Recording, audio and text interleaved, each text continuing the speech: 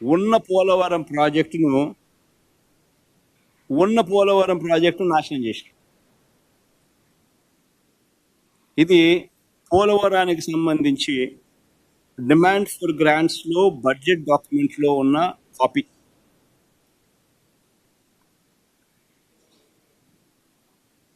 పోలవరం ప్రాజెక్టును and balance central grant for the project limited to 12,157 crores కానీ full stop పెట్టింది.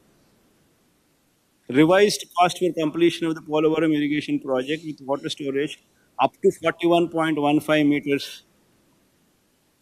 అది కట్టడి చేసేస్తాడు. Provision is for construction of a dam and canal system for accruing the envisaged benefit of development of new ICAT, stabilization of existing ICAT, providing drinking water facilities to village and district of Andhra Pradesh. The proposal is for revised cost of 30,436 crores for completion of Polavaram irrigation project with water storage up to 41.15 meters and 45.7 ఎగిరిపోయింది. Minimum drawdown level and balance central grant for the project limited to 12,157 crores. దీని అర్థం ఏంది? మరి ఆయన గడ్డి తింటాడా, మళ్ళీ ఏం తింటాడా? ఈ మాదిరిగా కేంద్ర బడ్జెట్ డాక్యుమెంట్ ఇప్పుడు బ్యాలెన్స్ 12,157 కోట్లు మాత్రమే ఇస్తాము, ప్రాజెక్ట్ ఎత్తు 41.15కి కన్ఫైన్ చేస్తున్నాము అని వాళ్ళు చెప్తా ఉంటే అది ఎట్లా చెప్పనిచ్చినాడు? అది ఎలా చెప్పనిచ్చినాడు?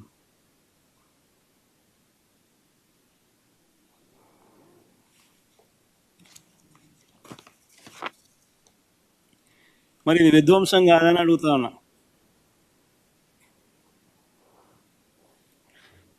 దేశవ్యాప్తంగా వచ్చే 5 ఏళ్లలో 75,000 మెడికల్ సీట్లు పెంచుతాము, అందులో 10,000 మెడికల్ సీట్లు మేము ఈ సంవత్సరం ఇస్తాము అని చెప్పి కేంద్ర ప్రభుత్వం చెప్తా ఉంటే, చంద్రబాబు నాయుడు గారు మాత్రం కేంద్రం మెడికల్ సీట్లు ఇస్తామనంటే వద్దని రిటర్న్ లెటర్ వాళ్ళకి రాసి వద్దని వెనక్కి చెప్తా ఉంటే, చెప్పిన రాష్ట్రం ఒక ఆంధ్రప్రదేశ్ మాత్రమే. అంటే మరి ఈ మనిషి ఏం సాధిస్తా ఉన్నాడు? ఇది విధ్వంసం కాదా అని అడుగుతా ఉన్నా. భావితరాలకు మంచి చేసే మెడికల్ కాలేజీల సీట్లు మ్యాక్సిమం ఎన్ని వస్తాయో మన రాష్ట్రానికి తెచ్చుకుని ఎంతమందిని డాక్టర్లను చేయగలిగితే ఎంతమంది డాక్టర్లను చేయాలని తాపత్రయపడకుండా వాళ్ళు సీట్లు ఇస్తాము, దేశం మొత్తం మీద 75,000 సీట్లు ఇస్తాము 5 ఏళ్లలో, ఈ సంవత్సరం 10,000 సీట్లు ఇస్తామని చెప్తా ఉంటే, మా రాష్ట్రానికి సీట్లు అవసరం లేదు అని చెప్పి లేఖ రాస్తా ఉంటే, ఇది ఇంతకన్నా విధ్వంసం ఏదైనా ఉంటుందా అని అడుగుతాం. పిల్లల జీవితాలతో 9 నెలలు చంద్రబాబు గారి ప్రభుత్వం చేసిన విధ్వంసాలు నిజంగా ఇన్ని కావు. నేను చదువుతా ఒకసారి.